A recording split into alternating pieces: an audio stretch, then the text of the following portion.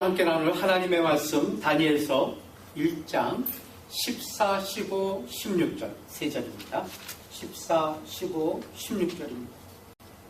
다 함께 보겠습니다. 시작.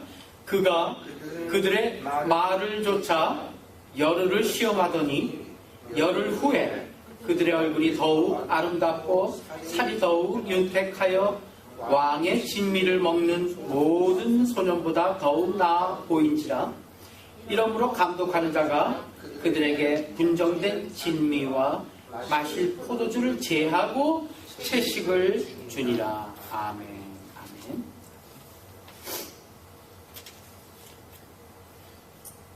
요즘에 TV나 무슨 그 매스컴 통해서 접하게 되는 많은 뉴스들이 있는데, 그런 그 뉴스들의 주인공들을 보게 되면 이렇게 뭐 이제 가끔 가로치고 이제 나이가 이렇게 써 있거든요.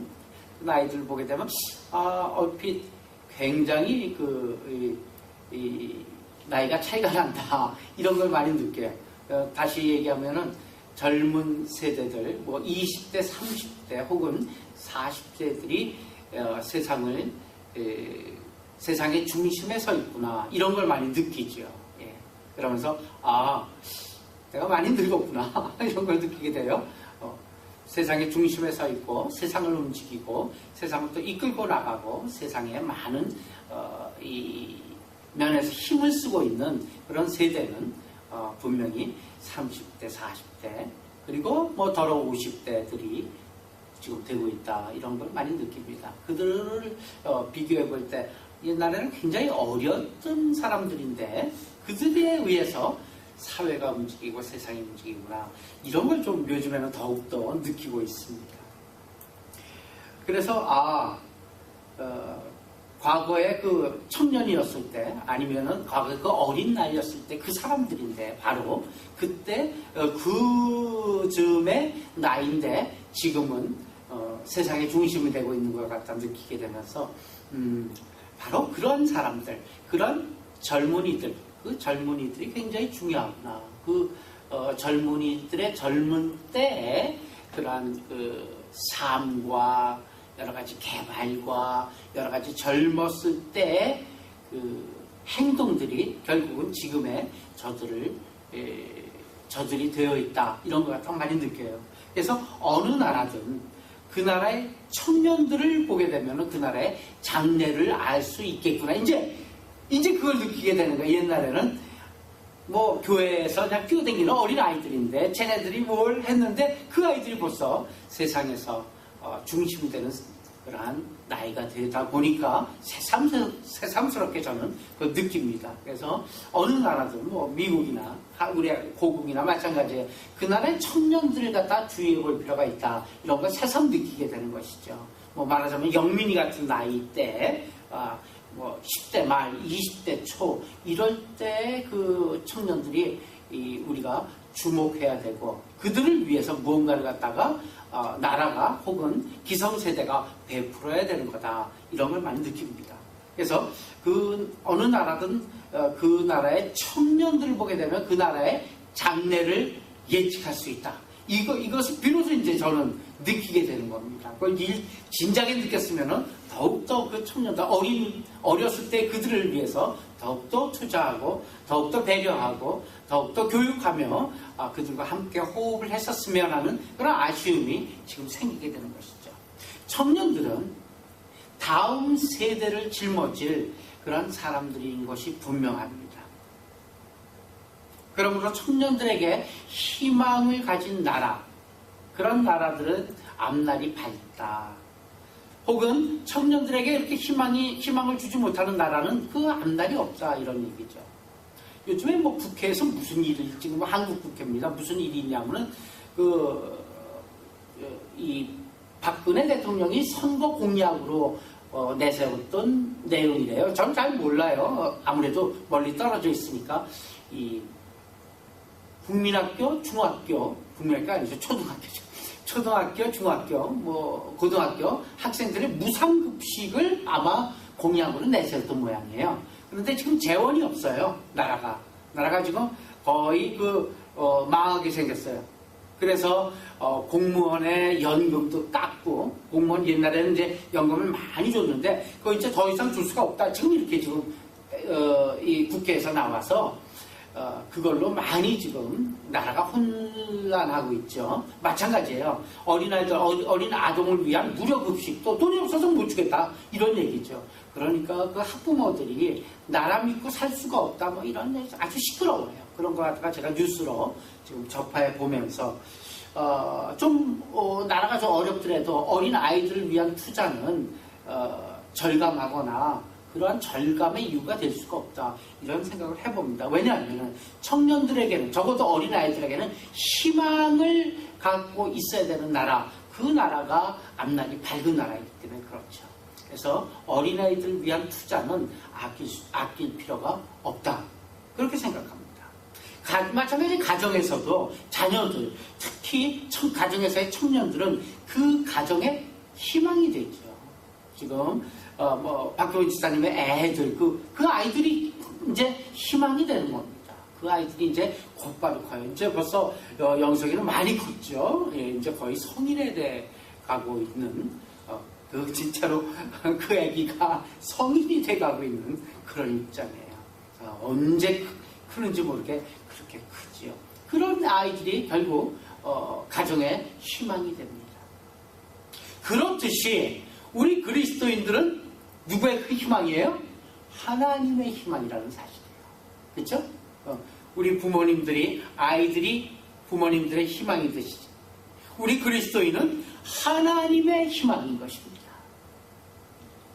그래서 하나님께서는 우리에게 특별한 계획을 가지고 계시며 우리를 희망으로 여기신다는 그러한 하나님의 마음을 꼭 기억하시길 바랍니다. 이것을 모르고 살면 어때요?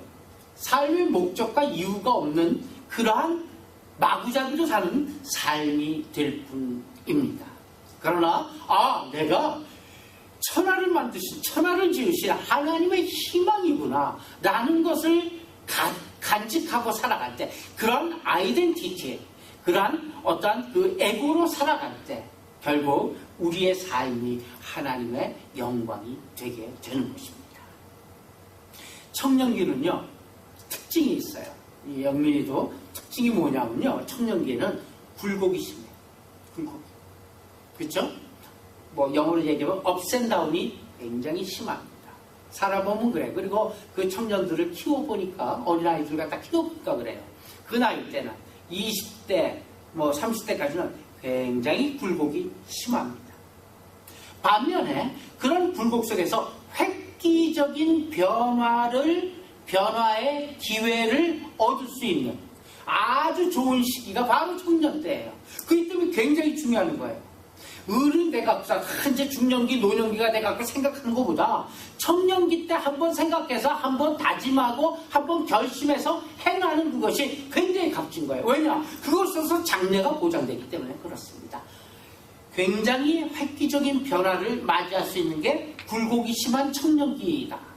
그것을 꼭 기억할 때 함부로 지낼 수가 없는 청년기죠. 아까운 시절이에요. 그러니까 이 청년기의 한 시간은 노년기의 몇 년의 시간과 마찬가지. 그렇게 귀중한 시간입니다.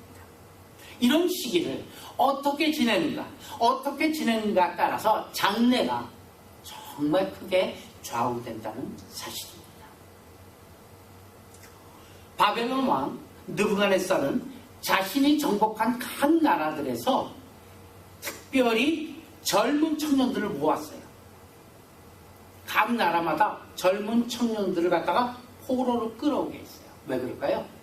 나라의 밑거름을 삼기 위해서, 나라의 장래를 위해서 우리나라에 있는 청년뿐 아니라 다른 점령한 나라의 똑똑한 청년들, 무언가 왕족 출신이라든가 귀족 출신에서 많이 배운 애들, 그런 애들 갖다 포로로 끌고 왔어요.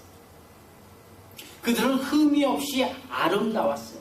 그리고 모든 재주에 이미 통달되어 있지 않겠습니까? 그렇잖아요. 왕족 출신이니까 많이 교육을 시켰을 거 아니에요. 그러니까 거저 먹기로 가져오는 거예요. 그래서 많은 지식을 통달하고 또 지식을 구비했고 학문에도 익숙한 그런 소년들을 데려다가 왕궁에서 잘 교육을 다시 시킵니다. 뭐 세뇌 교육이겠죠. 이 바벨론의 문화, 갈대아 사람들의 그런 학문, 그리고 방언, 그 나라의 말을 가르쳐야 되겠죠. 그렇게 가르치게 했고 그들에게 또 좋은 음식을 줬어요. 좋은 포도주를 줬어요. 값비싼 포도주를 걔네들한테 먹이게 했어요. 그래서 잘 훈련시켜갖고 한 3년이 지난 후에 자기 측근에 신하들로 삼기 위해서 그들을 다 데려오는 거예요. 그 일을 맡았던 사람이 황관장 아스부나스입니다. 오늘도 본문에서 나오는 그 황관장 아스부나스는 자신에게 맡겨진 그런 소년들의 이름을 다 바벨론식으로 다 바꿔버렸어요. 창씨 계명이죠. 그 중에 유다에서 데려온 4명의 청년들, 특별히 포커스를 하고 있지 않습니까? 그들이 누구냐면 다니엘의 친구인 하나냐, 미사엘, 아사랴였습니다. 이름을 다 바벨론식으로 바꾼 이들에게 많은 교육을 시켰겠죠. 특별히 바벨론의 학문을 주입시키는 그런 과정에서 이 4명들은 특별히 오늘 성경에서 보게 되니까 뜻을 정했대요. 청년기에 뜻을 정하는 그 뜻을 정했다는 얘기입니다. 그래서 그들은 왕이 주는 음식, 왕이 주는 포도주, 그것을 받아먹었고 스스로를 더럽히지 않기로, 자기를 더럽히지 않기로 작정을 합니다. 왕이 주는 음식을 받는다는 것은 뭐예요? 그 나라 왕, 바벨론 왕 느부갓네살을 자기의 주인으로 삼는다는 얘기죠. 그리고 그 왕에게만 충성하겠다, 그렇게 맹세하는 것과 다름이 없는 거예요. 왕이 주는 음식을 다 먹는다는 것은. 그게 그들의 생각이었어요. 그리고 대부분의 왕이 주는 그 음식들, 고급 음식들, 아주 맛진 음식들은 뭐예요? 우상의 제물이었어요. 우상에게 드리고 난 다음에 그 제물을 가져다가 그들에게 주는 거였어요. 그러므로 그들은 여호와 하나님께 충성을 저버리고 왕을 주로 삼는 일, 왕을 주인으로 삼는 일, 할 수 없는 일이다. 더구나 우상의 제물을 먹는 일, 아무리 왕이 주는 진미라 할지라도, 아주 좋은 값진 포도주라 할지라도 먹지 않기로 결심을 합니다. 그런데 우리가 그냥 그렇게 결심했구나, 그렇게 생각하는 게 그렇게 쉽지 않은 거예요, 사실은요. 그렇죠? 지금 대상이 누구예요? 젊은 아이들이에요. 젊은 청년들의 10몇 살밖에 안 돼요. 예를 들어갖고 우리 영민이만한 나이 또래예요. 옆에 지금 진짜 맛있는 음식이 있는데 그거 안 먹겠다고 스스로 생각하고 작심하기 쉬워요? 아니면은 어려워요? 어렵죠. 우리 이제 나이가 좀 들게 되면은 소식을 하게 되잖아요. 그리고 한두 끼 굶어도 별로 차이 없어요, 사실은. 그렇게 큰 에너지를 필요로 하지 않습니다, 사실은 나이가 들게 되면. 그러나 청년기에 이 10몇 살짜리 20대에는 많은 에너지를 필요로 해요. 왜냐하면 운동량이 많기 때문에. 그렇기 때문에 본능적으로라도 많이 먹습니다. 그게 본능이에요. 많이 먹어요. 몇천 칼로리를 먹어야 돼요. 그리고 먹길 원하고요. 젊은 청년들에게 식욕은 주체할 수 없는 거예요. 그렇잖아요? 저도 어렸을 때 기억을 해봐요. 가끔 또 어떻게 하다 보니까 한 2끼 굶었을 때 벌벌벌 떨렸어요. 아마 영민이도 2끼 밥 안 주면은 벌벌 떨릴걸? 굉장해요. 예. 그리고 또한 그 젊은 나이에는 욕심이 많잖아요. 특히 식탐이 많습니다. 그렇죠? 식탐 뭐라 그랬죠? 골로새서 3장 5절 한번 갔다 오죠. 시작. 그러므로 땅에 있는 지체를 죽이라. 곧 음란과 부정과 사욕과 악한 정욕과 그 다음 뭐예요? 탐심. 그 다음에 뭐라고 써있어요? 탐심은 우상숭배니라. 탐심은 우상숭배니라. 우상숭배해가 없어. 무슨 어떻게 부처한테 절하고, 무슨 뭐 어떻게 돌기둥한테 절하고, 이상한 무슨 어떤 그 바위한테 절하는 것만 우상숭배가 아니에요. 요즘 시대의 우상숭배는 뭐예요? 지금 성경에 뭐라고 돼 있어요? 탐심. 욕심이 곧 우상숭배예요. 그러니까 절제를 하라는 얘기예요. 절제가 곧 성령의 열매이기 때문에. 탐심은 곧 우상숭배다 이래요. 아, 조금 더 먹어야지. 그 우상숭배라니까요. 심각한 거죠. 우상숭배는 천국에 들어갈 수 없느니라. 예. 식탐은 우상숭배. 그런 젊은 나이에 다니엘과 이 세 친구들은 안 먹기로 음식을 물립니다. 정말로 값지고 맛있진, 맛있는 그 음식을 물려요. 이 다니엘과 세 친구는 환관장 아스브나스에게 자기의 결심을 이야기해요. 하나님께서 환관장의 마음을 움직여 주셨습니다. 중요한 것은 하나님께서 환관장의 마음을 움직여 주셨더라고요. 아무리 결심을 한다 쳤더라도, 아무리 이 바른 마음을 가진다 하더라도 주변에서 그것을 받아주지 않으면 어떻게 돼요? 안 돼요. 하나님께서 허락하지 않으면 안 된다는 얘기예요. 박경훈 지사님의 기도와 같이. 하나님께서 환관장의 마음을 움직입니다. 더구나 이 환관장의 마음을 움직이게 된 많은 동기 중에 하나가 또 뭐예요? 그들의 행실이 발랐기 때문에. 정직하고 참 온전하고 흠잡을 데가 없는 거예요. 이 교육시키는 환관장의 눈에 볼 때도 참 진실된 애들이 젊은 나이에 이렇게 진실되고 행실이 바른 청년들은 하나님께서 기뻐하십니다. 그때 바른 행실, 그때 진실된 행동이 결국 언제까지 간다고요? 죽을 때까지 가는 거예요. 그 다음에 젊었을 때 바른 행실, 진실된 마음, 정직한 마음, 하나님을 두려워하는 마음, 이 마음을 먹는 것이 소중한 것입니다. 환관장은 다니엘과 세 친구에 대해서 상당히 동정적이었어요. 그리고 또한 제시하는 것도 뭐였죠? 열흘 동안만 시험해 오라고 그렇게 제시를 합니다. 계속해서 하게 되면 문제가 생길 수 있죠. 근데 열흘 동안만 해보래요. 왕의 진미 대신에 우리에게 채식만 주세요. 왕이 주는 포도주 대신에 그냥 물만 주세요. 물만 마시게 했어요. 그리고 나서 한 열흘간만 봐주세요. 그 결과에 따라서 당신 마음대로 하세요. 결과가 나쁘면은 다시 고기 먹죠. 그런 결과가 좋을 경우에는 우리 주장을 받아주세요. 참 타협이 좋지 않습니까? 상당히 논리적이었다는 사실이에요. 젊은 아이들이. 젊었을 때 이런 논리. 14절은 이렇게 시작하죠. 그가 그들의 말을 조차 열흘 시험을 하더니 열흘 동안 시험을 합니다. 열흘이라는 기간에 크게 생명에 손상을 준다든가 또 건강을 크게 해친다든가 그런 긴 기간은 아니에요. 그렇잖아요? 열흘간 채식 먹어갖고 뭐가 변하겠어요? 원래 안 변해요, 솔직히. 열흘 채식 먹어갖고 식성이 변하겠습니까? 안 그래요. 식성 변하려면 한 6개월 가야 돼요, 사실은.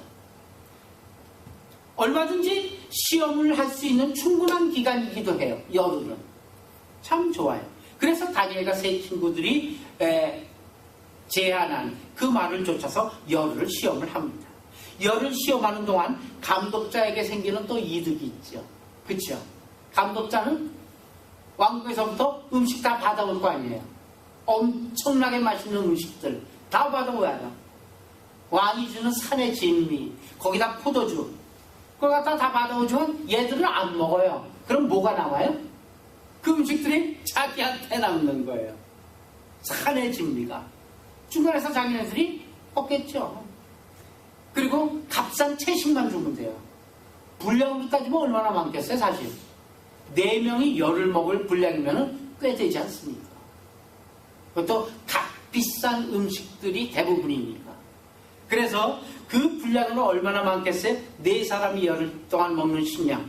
열을 시험하는 것 중간에 감독자한테도 큰 이득이 있었어요. 반대할 이유가 없어요. 결과가 어땠습니까? 그들은 아마 소갈비 뜯고 닭다리 뜯고 그렇죠? 삼겹살에 값진 포도주를 마시면서 다니엘과 그 세 친구들을 도저히 쟤네들 참 이해할 수가 없어. 이렇게 생각했을 거예요. 아니 그들과 함께 작정하지 않은 다른 나라에서 뽑혀온 그런 그 소년들, 걔네들은 산의 진미를 계속 먹겠죠. 그래서 쟤들은 좀 맛이 갔나 봐. 이렇게 생각했을 거예요. 그러나 이 다니엘과 세 친구들은 그것을 부러워하지 않았다는 사실이에요. 음식으로 시험받지 않았다는 사실이죠. 15절을 보게 되면 열흘 후에 그들의 얼굴이 더욱 아름답고 살이 더욱 윤택하여 왕의 진미와 포도주를 먹은 소년들보다 훨씬 나아 보인지라. 이렇게 기록되어 있어요. 느부갓네살이 이 소년들에게 산의 진미와 포도주를 준 이유가 무엇일까요? 얼굴을 더욱 아름답게 하고 살을 더욱 윤택하게 하기 위해서, 잘 먹으면 번들어야 하지 않습니까? 그렇게 하기 위해서 느부갓네살 왕은 산의 진미를 그들한테 하사한 거예요. 근데 결과가 어떻게 됐다고요? 거꾸로 됐다. 사실 거꾸로 될 수 있습니까? 아니죠. 근데 어떻게 거꾸로 됐어요? 여기서 우리에게 주어지는 메시지는 주권이 누구한테 있다고요? 세상 임금에게 있는 것이 아니라 주권이 누구한테 있다고요? 하나님께 있다고요. 아무리 산의 진미를 먹어봐라. 내가 허락치 아니하면 결코 그 원대로 그들의 추구하는 대로 되지 않는다는 얘기예요. 하나님께서 하신다면은 비록 채식만을 먹어도, 비록 물만을 먹어도 더욱더 윤택하고 비신하게 하나님께서 하신다는 얘기입니다. 주권이 누구한테 있다? 하나님. 채식과 물이 꼭 건강식품이기 때문에 그렇게 됐다? 천만의 말씀. 안 그래요. 더러 고기도 먹어야지만 좋아요. 몸에도. 다이어트 식품이라서 그렇게 깨끗하게 주고 윤택해졌다? 천만의 말씀이에요. 음식 자체의 이유에 있었던 것이 아니죠. 하나님께서 그들과 함께 하셨기 때문에 그렇게 됐다는 얘기입니다. 다니엘의 하나님이 그들의 법관이 되어서 그들을 보호해 주셨고, 하나님이 그 이름, 하나냐의 이름 그대로 저들에게 은혜를 베풀어 주셨습니다. 그리고 미사엘의 하나님이 선한 목자가 되어서 그들을 이끌어 주셨고 인도해 주셨고, 아사랴의 하나님이 저들의 하나님이 되어 주셨기 때문에, 저들을 도와주셨기 때문에 저들은 건강할 수 있었다는 사실입니다. 사무엘상 2장 30절.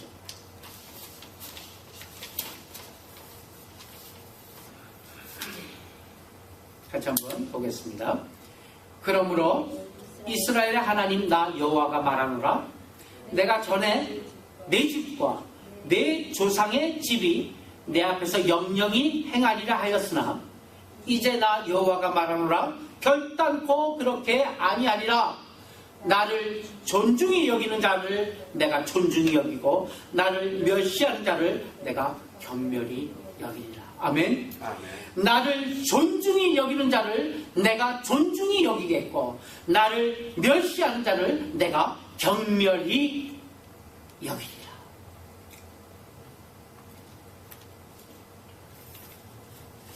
다니엘과 세 친구가 하나님의 기뻐하시는 뜻을 정하고 하나님만 바라보았을 때 왜 하나님께서 자신을 돌봐주시지 않겠냐는 것입니다.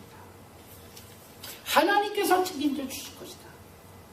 하나님을 존중히 여기는 그들을 하나님께서는 결코 외면하지 않을 것이다라는 그들의 믿음이 있었기 때문에 비록 채식이지만 비록 물만 먹지만 결코 하나님께서 우리와 함께 하시기 때문에 하나님께서 그 결과가 되어주실 것이기 때문에 하나님은 그런 살아계신 하나님으로 믿고 계셨기 때문에 그 돌보시는 하나님 앞에 그들은 환관장 앞에 배팅을 한 것입니다.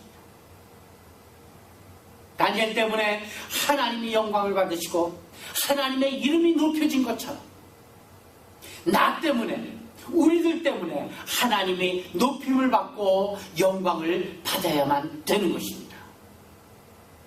언제 어디서든지 어떤 일로든 하나님께서 비난을 받으시면 안 됩니다.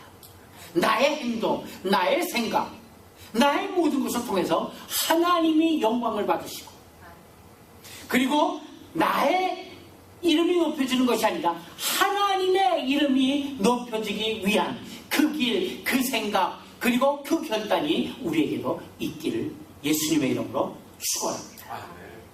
LA에 가게 되면은 유명한 햄버거 집이 있죠. 인앤아웃 햄버거 집이 있습니다. 유명한 햄버거 집이에요. 맥도날드보다 훨씬 늦게 시작했죠. 아마 얼마 되지도 않았어요. 그렇게 늦게 시작한 후발 기업이지만 맥도날드를 따돌렸다고 할 만큼 장사가 잘 되고 햄버거가 날개 돋친 듯이 팔리고 있어요. 왜 그럴까요? 무지개 맛있어요. 맥도날드랑 게임이 안 돼요. 그 회사의 인앤아웃의 사장이 독실한 크리스찬. 감자도 꼭 생감자만 쓸어갖고 튀깁니다.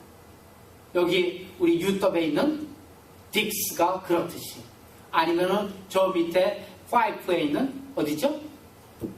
퀵퀵이 그렇게 하듯이 생감자만 잘라. 고기도 좋은 것 많습니다. 아주 양질의 펠이 많습니다.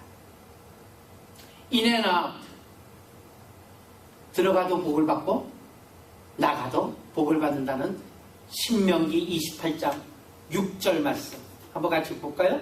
내가 들어가도 복을 받고 나가도 복을 받을 것이다. 여기에서 이 회사 이름을, 햄버거 이름을 딴 거예요. 들어가도 복을 받고 나가도 복을 받을 것이다. 그래갖고 인앤아웃이에요. 그들의 주스 따라주는 컵, 콜라 담는 컵 밑바닥을 뒤집어 보면 뭐라고 써있어요? 요한복음 3장 16절이 새겨져 있어요. 요한복음 3장 16절 시작. 하나님이 세상을 이처럼 사랑하사 독생자 예수 그리스도 독생자를 주셨으니 이는 저를 믿는 자마다 멸망치 아니하고 영생을 얻게 하려 하십니다. 한마디로 인앤아웃 햄버거는 하나님만을 높이는 기업으로 시작했습니다. 아예 이름서부터 모든 슬로건이, 모든 사업의 내용이 다 하나님과 관련되어 있습니다. 기업인은 이렇듯 회사에서, 교수는요 대학에서, 정치인은요 정가에서, 직장인은요 직장에서, 학생은 학교에서, 주부는 동네에서 이렇듯 하나님의 영광을 드러내야만 하는 것입니다. 모든 영광을 하나님께 돌리는 그런 우리 모두가 되기를 바랍니다. 이렇듯 믿음으로 충만할 때 우리의 마음속에는 강물같이 흐르는 그런 기쁨을 주체할 수 없게 될 것입니다. 주님 주시는 참된 평강, 우리 마음속에 넘칠 수가 있는 거예요. 왜? 하나님을 앞세우고 하나님을 우선하고 모든 것을 다 하나님의 영광에 주파수를 맞추고 사이클을 맞췄기 때문에 하나님께서 그의 삶을, 그의 미래를 책임져 주시기 때문입니다. 그래서 이 다니엘과 세 친구처럼 우리의 얼굴도 더욱 아름답고 더욱 윤택해지길 바랍니다. 음식의 원인이 있었던 것 결코 아닙니다. 아무리 다이어트하고 아무리 음식에 얼굴에 뭐를 발라도 그 얼굴이 깨끗해지는 거 아니에요. 윤택 있게 되는 게 아니에요. 하나님이 도우실 때만 그렇게 되는 것을 믿으시길 바랍니다. 오늘 하루도 예수님으로 우리의 마음이 충만하게 채워져서, 그래서 우리의 삶이 윤택하고 또 아름답고 복된 하루가 되기를 예수님의 이름으로 축원합니다. 기도합시다.